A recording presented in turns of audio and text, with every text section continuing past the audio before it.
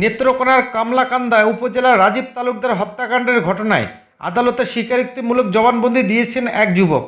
স্ত্রীকে ধর্ষণের প্রতিশোধ নিতে রাজীবকে কুপিয়ে হত্যা করে বলে জবানবন্দিতে উল্লেখ করেন তিনি।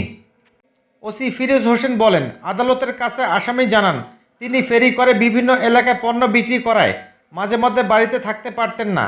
এ সুযোগে রাজীব বেশ কয়েকবার তার স্ত্রীকে প্রাণনাশের ভয় দেখিয়ে ধর্ষণ করেন। সপ্তাহখানেক আগে তিনি সুনামগঞ্জের মধ্যনগর এলাকায় মেলায় পণ্য বিক্রি করতে যান। ওই দিন রাতে বাড়িতে না ফেরায় রাজীব তার স্ত্রীকে আবার ধর্ষণ করেন। এক পর্যায়ে তার স্ত্রী অতিষ্ঠ হয়ে বিষয়টি তাকে জানান।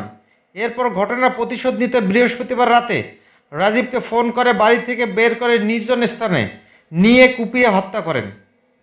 নিহত রাজীব তালুকদার উপজেলার বড়খাপন ইউনিয়নের একটি গ্রামের বাসিন্দা। পরে নিহত রাজীবের স্ত্রী মিনা রানী তালুকদার বাদী হয়ে থানায় মামলা করলে তাকে গ্রেফতার দেখানো হয়। পুলিশ কর্মকর্তা মোহাম্মদ ফিরোজ হোসেন বলেন, আমরা অল্প সময়ের মধ্যেই হত্যাকাণ্ডের রহস্য উদ্ঘাটন করেছি। হত্যাকাণ্ডে ব্যবহৃত ছুরি, রাজীবকে ব্যবহৃত স্মার্টফোন আসামিকে গ্রেফতার করতে সক্ষম হয়েছি। আদালতের নির্দেশে আসামিকে কারাগারে পাঠানো হয়েছে।